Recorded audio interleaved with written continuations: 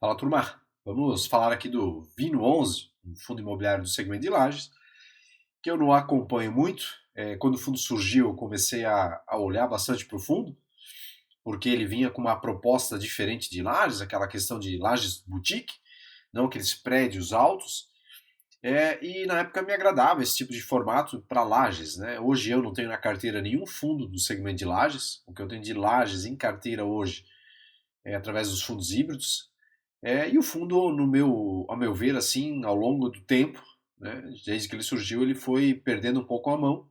E eu vou falar disso aqui nesse relatório, nessa olhada aqui a respeito do Vino 11, tá? Então vamos dar uma olhadinha aqui no relatório.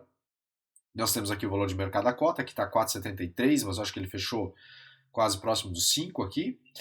O valor patrimonial da cota 10,34, então nós temos um desconto bem significativo, e esse desconto tem motivo, né? Uma base de cotistas aqui de 151 mil cotistas. Então, assim, o fundo ele era base 50. Depois que ele se tornou base 10 aqui, houve um crescimento bem significativo e eu vejo que a maioria das pessoas elas não entendem o que acontece com o fundo. Então, elas vão comprando, vão vendo que a cota custa R$ 7, R$ 8, R$ 6. E assim, elas seguem comprando, achando que estão comprando um preço barato. Eu tenho R$ 150 para investir aqui todo mês, então ao invés de comprar cotas, uma cota de um fundo base 100, que está custando 99, R$ 100, eu compro aqui 10, 15 cotas do Vino 11, até um pouco mais com o desconto que está hoje, né? Então o pessoal acaba muito indo nessa e não olhando muitas vezes se o fundo de fato é bom ou não. Aqui nós temos a primeira pegadinha, que é o yield anualizado de 12,7 sobre a cota de mercado, né? Aí a gente até deixei aqui separado, né? Quanto a cota caiu nos últimos 12 meses? 33%, se eu não me engano foi isso. Deixa eu vir aqui. Mas se eu não me engano foi isso. E caiu. Então, assim, não adianta a gente ter ali é, um yield anualizado de mais de 1%, né? As pessoas olham, 1% ao mês, então, pô, que legal, né? E aí a gente olha aqui e vê que, de fato, ele chega a cair ali seus 33,47, né? Então, esse yield, ele diz muito pouco. Claro, quem está entrando agora, ok, né? Você vai ter um yield significativo aqui de mais de 1%. Mas a questão é, vale a pena? Pode cair mais? Não pode cair mais? Área alocada, não vou entrar nesses detalhes do mês aqui, o que entrou de locação, o que saiu, porque o foco aqui do vídeo é falar do fundo, os problemas que eu vejo no fundo e os pontos positivos que até podem ter. Resultado acumulado, então o fundo tem aqui 0,06 cotas, né, os 7 centavos de cota de resultado acumulado. Então aqui nós temos o resumo do gestor aqui, atualizações gerais aqui, então em fevereiro de 2025 o Windows gerou um resultado de 0,03 e teve prejuízos aqui na venda de fundos, né? Então, excluindo o efeito pontual, aqui a gestão diz que é um efeito pontual, o resultado do fundo foi de 4 milhões, equivalente a 0,04 cotas, sendo que o fundo pagou 0,05. No portfólio imobiliário dos meses, o fundo firmou um novo contrato, que estava ali em cima, né, de 730 metros quadrados de área bomba, com a Invintese, agência especializada em live marketing, né? E aí aqui também tem um informativo aqui de que uma outra locatária, no ativo Vitacora, notificou a sua intenção de sair do imóvel em 2025. Maio de 2025, me parece que o contrato ia até maio 26, então eles vão sair antes. O impacto combinado desses resultados, desses eventos, resultará em uma redução de 0,0009 no resultado recorrente do fundo, ou 0,53 na taxa de ocupação, e não gera impactos na estimativa de distribuição de rendimentos, até porque o fundo ele tem dinheiro a receber de vendas. E aí tem lucro a distribuir aí, né? Então o resultado de distribuição de rendimentos, fevereiro foi de 3 milhões, equivalente a 0,03, como já disse, impactado de forma negativa por prejuízos provocados por um movimento não recorrente de venda de posição de fundo imobiliário, tá? Então aqui que vem um dos primeiros pontos que a gente chama a atenção logo de cara, né? A despesa financeira do fundo. Despesas de juros altas para o tamanho do fundo. Eu deixei isso até anotado para fazer uma comparação aqui, por exemplo, com o HGLG, que não tem nada a ver, estamos falando aqui de um segmento logístico, tá? Mas a questão de despesa. O HGLG é um fundo de mais de 5 bi, certo? E nós temos despesas financeiras, juros sendo pago por alavancagem aqui de 3 milhões e 644 mil. E a gente olha para o Vino e a gente vê que o Vino tem ali 3 milhões e 414 mil para um fundo bem menor, né? Um fundo de 1 bi, 1,2 bi, se eu não me engano, era isso? Deixa eu ver aqui. Acho que está lá no início, não, estamos no início aqui. Se eu não me engano é isso, né? O fundo ele tem 1,2 bi de valor de mercado e a cota, hoje ali, descontando os passivos e tudo mais, o fundo tem 800 e poucos milhões, né? É isso, não achei lá a informação, mas é isso, né? Então, assim, nós temos uma dívida aqui de juros, 3 milhões 414 mil. E a gente compara com um fundo como o HGLG, a gente vê que é uma dívida aqui alta para o Vino 11, sendo que tem que sempre lembrar que os fundos imobiliários retêm 5% de tudo que entra no fundo, e com esses 5% eles conseguem ir pagando também muitas vezes a alavancagem, que não, obviamente não é o caso do Vino, porque entra de receita muito pouco. A gente olha as receitas do fundo aqui de 7 milhões, a gente vem aqui para o HGLG, por exemplo, receita de locação de 33 milhões, a gente vê uma diferença absurda de receita, né? Então, e a despesa aqui de juros é praticamente igual. Então, aqui o pessoal do Vino 11 deu uma pernada muito grande aqui em relação à última aquisição, aquela aquisição do imóvel da Globo, né, que eles fizeram. Aqui tem o histórico de distribuição, a estimativa de rendimento a partir de 2025, o fundo, a partir de abril de 2025, recebendo da parcela de 0,14 referente à venda do MB 336, a estimativa de rendimento será ajustada, podendo chegar até 0,7 para o período de abril e junho 25. Então, a partir de abril a junho, nós teremos um aumento de rendimento. Isso aqui é sempre aquela coisa, né? Sobe o rendimento, a cota tende a subir um pouquinho, mas não acredito muito, ainda mais no atual cenário, com os juros atuais, que vai trazer um respiro para o fundo aqui em relação ao valor patrimonial, que hoje está bem descontado, né?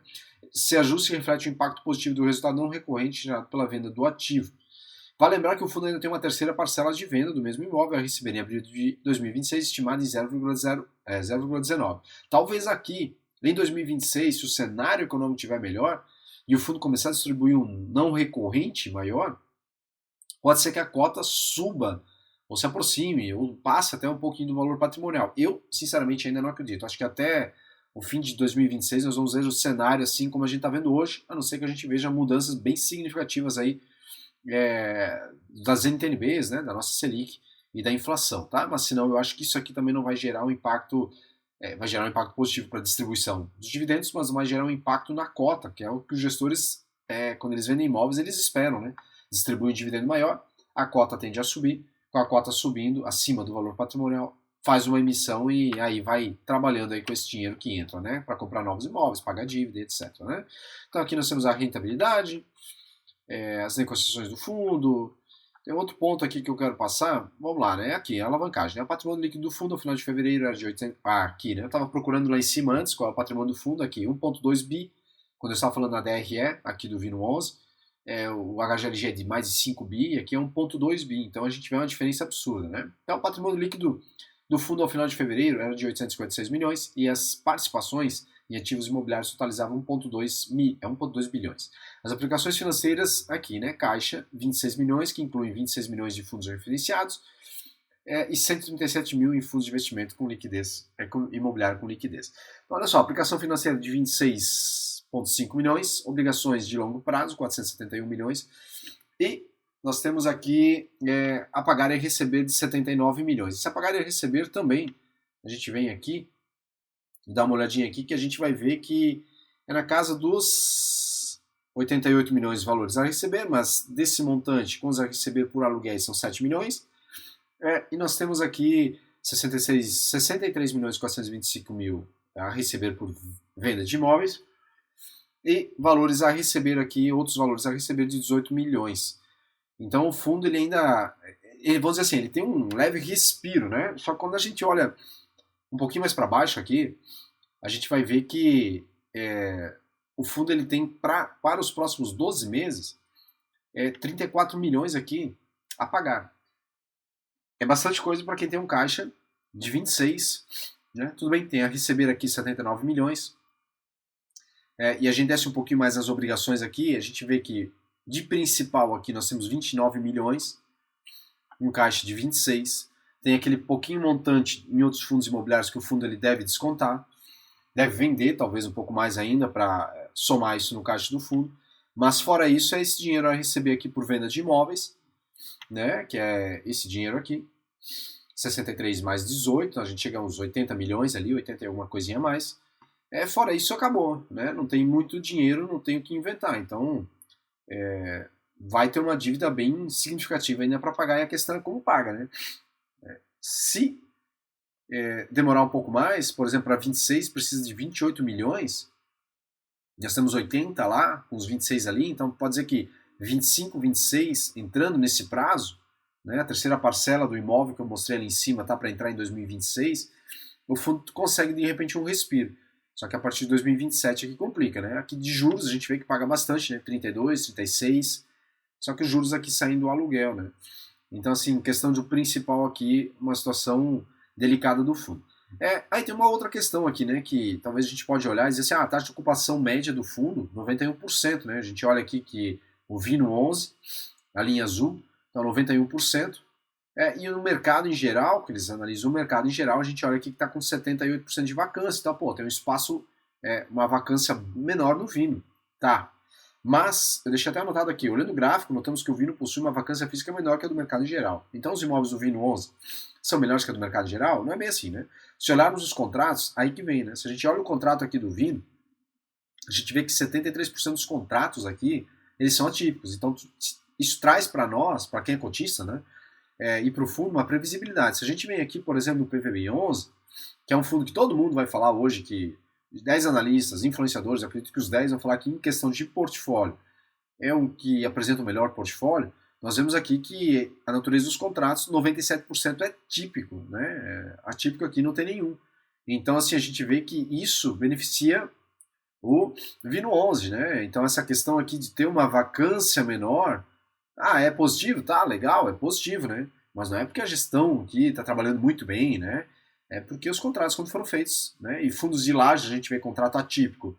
É algo, eu diria assim, não é algo tão natural, geralmente são contratos mais típicos, né? A gente vê atípicos mais em galpões, então os de fundo híbridos, né? Os fundos de renda urbana. E aqui as de lajes, a gente vê que eles têm contrato aqui com 91% de vacância, e isso muito para mim se explica por isso aqui, né? Os contratos 73% atípicos. E aqui vem outro problema aqui que eu vejo no Vino 11, né? Essa concentração de receita aqui com 3 locatários, principalmente aqui no imóvel da Globo, com a Globo, né? Não gosto disso aqui, tudo bem, contrato atípico, ok, né? Os 3 inquilinos aqui são contratos atípicos, mas receita de 46% com um único locatário, PVBI 11 tinha isso com a Prevent Senior, né?